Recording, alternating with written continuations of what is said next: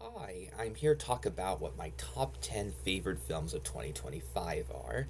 I think that 2025 had some good, memorable films. And when it comes to films, I don't need films to be the most sophisticated and stuff like that. I really want to see films that are entertaining. And there are some films that I do have a strong emotional attachment to, but there are a lot of films that I simply like for how entertaining they are. And I think that 2025 has a lot of entertaining films.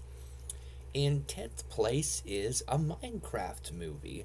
I knew very little about Minecraft. I was interested in seeing the film because I wanted to see Jack Black and Jason Momoa be entertaining in the same film. And the film gave me that. I don't think it has the most amazing plot or anything like that, but it gave me the entertainment that I wanted, and I think that Jack Black and Jason Momoa really add a lot to the film. In ninth place is Superman. I was feeling hesitant and concerned about Superman, but I decided to have an open mind and be optimistic. I feel glad that I did that. I do think it's a good film. I do have problems with the film. I don't think that the film has a very interesting take on Lex Luthor, even though the actor is good, and I really don't like what's done with Jor-El, but I think the film got the most important character right. Superman.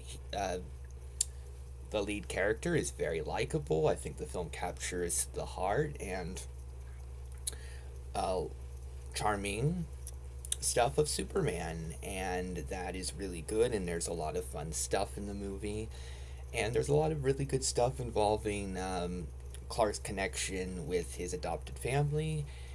Um, and I do think it is a film that works, even though I don't think it works as well as a lot of the other previous Superman films.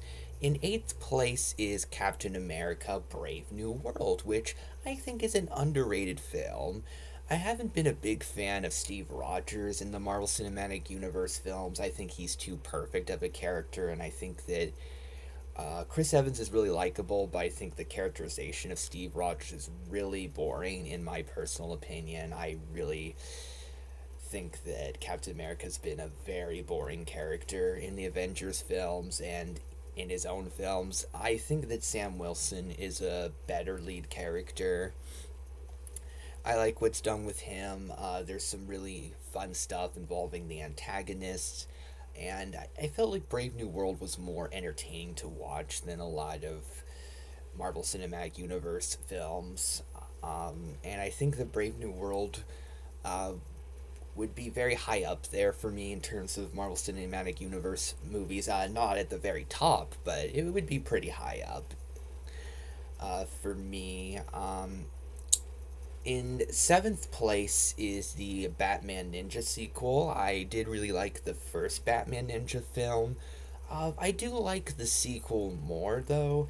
I think that the villain stuff is a lot better in the sequel, and there's some really fun takes on classic characters that I really enjoyed. There was a lot of fun action, and it has a lot of really exciting stuff in it, plot wise and stuff like that. Not as memorable as some other Batman films, but one of the better um, Batman films of recent years. Really enjoyable. In sixth place is The Naked Gun. I really enjoyed the film.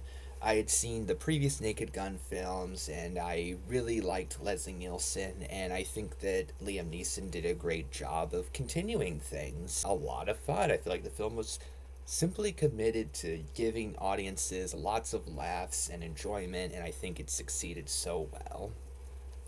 In fifth place, I think is the most obscure film on my list, Superhero Rewind the movie. I'm a huge fan of the YouTube channel Geekvolution, and the guy who does it, Captain Logan, decided to do a film, and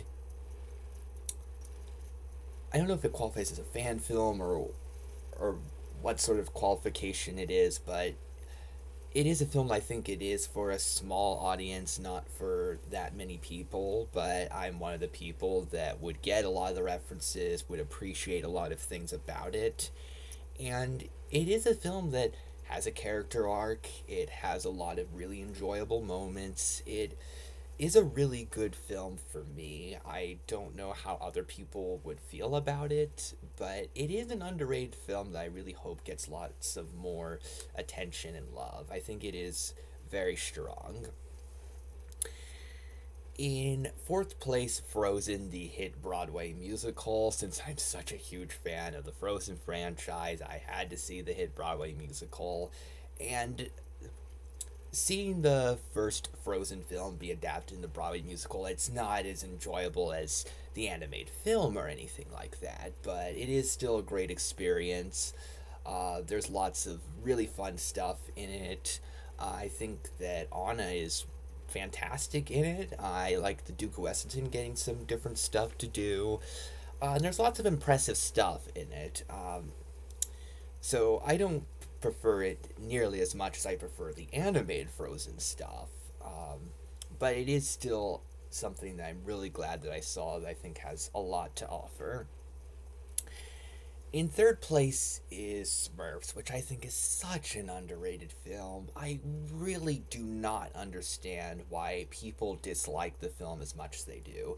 If the film doesn't interest them, if they aren't Smurfs fans, if they don't think the film has the best plot and stuff like that, I can get that, but I really don't get why the film is being treated like it's horrible and it's a joke of a movie and has nothing good in it. I think it's such an adorable film. I love Smurfette and I think she's so sweet and likable. And the movie is just really charming to watch. Smurfette and No Name have an adorable friendship, and it's a nice film showing how everybody has something to offer and can be important and do good things. And there's a lot of really good stuff in it. I really don't understand why people disliked it to such a huge degree. In second place is the SpongeBob movie Search for SquarePants, which was a film that I was expecting to like, but I ended up liking it more than I thought I would. In fact, I like it even more than the first SpongeBob film. The Flying Dutchman getting the spotlight is great. I think he's such a wonderful lead villain. I think Mark Hamill gives one of the best performances he's ever given. I think The Search for SquarePants arguably has Mr. Krabs' best role in the entire franchise. He and SpongeBob's dynamic is so heartfelt, and it's great to see a kinder side of Mr. Krabs. SpongeBob has the best character arc that he's gotten in years. Patrick's more likable than he's been in a long time. There's so much to enjoy in the film, and I feel like it's a great sequel to the first film and has a lot of the same great stuff in it and arguably surpasses it in a lot of different aspects. And in first place is K pop Demon Hunters. Not just one of the best animated films that I've ever seen, but one of the best films that I've seen in general.